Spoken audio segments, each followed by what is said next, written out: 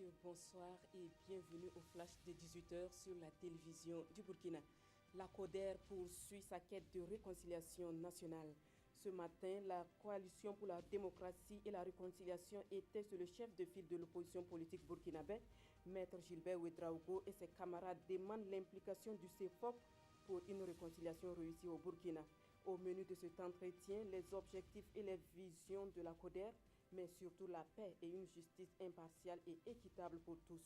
Zéphirin Diabré et le cadre de concertation du CEPOP ont exprimé leur soutien à la CODER pour une réconciliation des cœurs des filles et des fils du Burkina.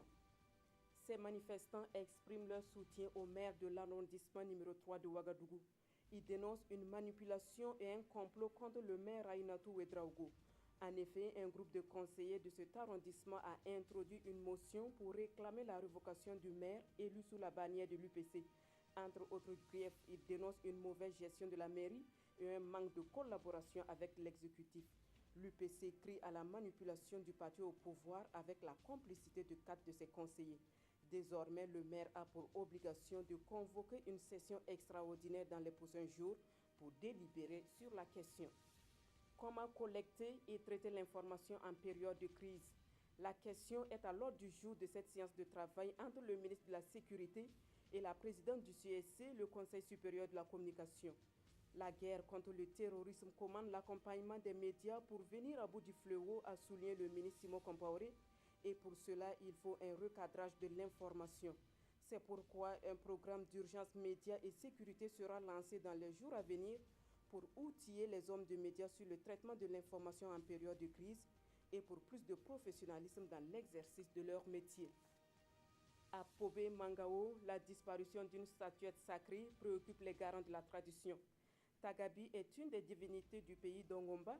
Depuis environ 10 jours, la statuette n'est plus à sa place habituelle.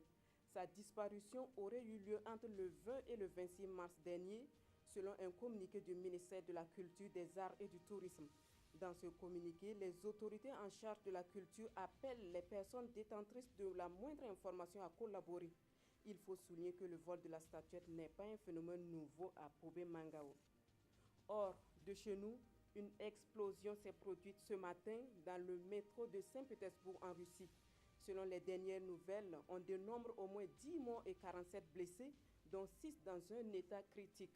L'explosion s'est passée entre 2 stations de métro et un autre engin explosif a été retrouvé dans une autre station. Toutes les stations de la ville sont fermées aux étrangers et les autorités russes annoncent d'autres mesures sécuritaires. Pour le moment, l'explosion n'a pas été revendiquée, mais la piste terroriste n'est pas écartée. Voilà qui met fin à ce flash de 18h. Merci à vous qui l'avez suivi. Le prochain retour de l'information, c'est à 20h et c'est en compagnie de Foussé Nikindo.